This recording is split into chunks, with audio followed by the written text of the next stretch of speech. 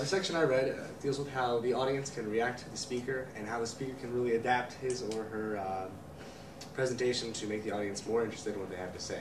A topic we can all listen pretty closely to. This section of the speech, or rather the essay by Castelli, can be broken down into three separate components. First, what the speaker can do to establish the audience's trust. Second, what the audience can, why the audience's perception of the speech can be altered by their emotion. And finally, how the speaker can kind of acknowledge the audience's emotion and what he or she can do to have the audience be more engaged in what their speech has to say. Castelli sets out three guidelines for establishing the trust of the audience. It says the audience must believe in the wisdom, the virtue, and the goodwill of the speaker. The wisdom of the speaker has to do with, generally, excuse me, their knowledge of the subject matter. Obviously, a PhD in communication would command a little bit more respect than someone who's taken about 8 weeks of communication, however long we've been at school. It seems like a long time. But that wisdom goes beyond just knowledge of the subject matter. The speaker has to be knowledgeable of the time constraints of their speech, as well as the audience's beliefs about what the speaker should be talking about and how the speaker should present himself.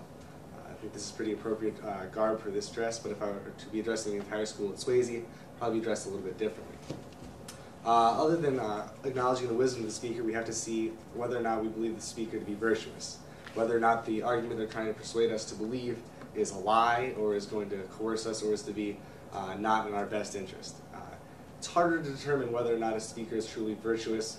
I mean, the entirety of Germany didn't believe Adolf Hitler really was an evil guy. His speech appeared to be virtuous. In hindsight, we can discover that it wasn't. And aside from virtue, the speaker must gain the goodwill of the audience, generally by being conversational, not speaking down to the audience or remaining aloof, and during a question and answer session, being able to adequately and politely explain any discrepancies between what the audience believes and what the speaker meant to explain.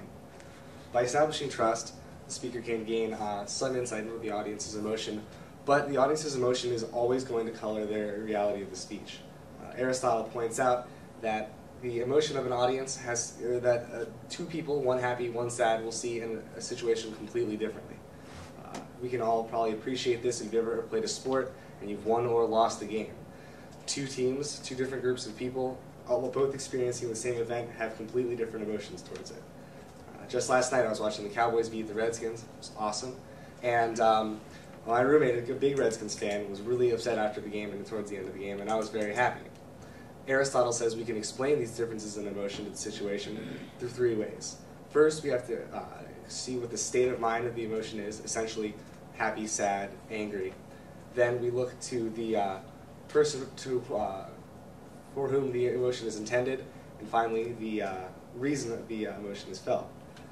To the Cowboys game, I felt happy. I felt happy at the Cowboys and the Cowboys staff and the Cowboys coaches. That was the people I was happy towards, and I was happy because the Cowboys won. It's as easy as that. You just have to understand what a person feels, who they're feeling it towards, and why they feel it.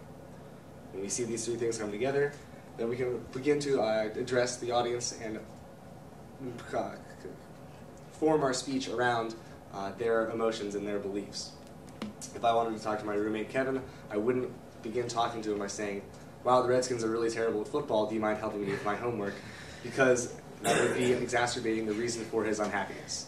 While this section doesn't really get into exactly how to address your audience in terms of how they're feeling, the next speaker will help delineate between inartistic and artistic use of emotion in order to appeal to your audience and provide an effective and fun to listen to speech.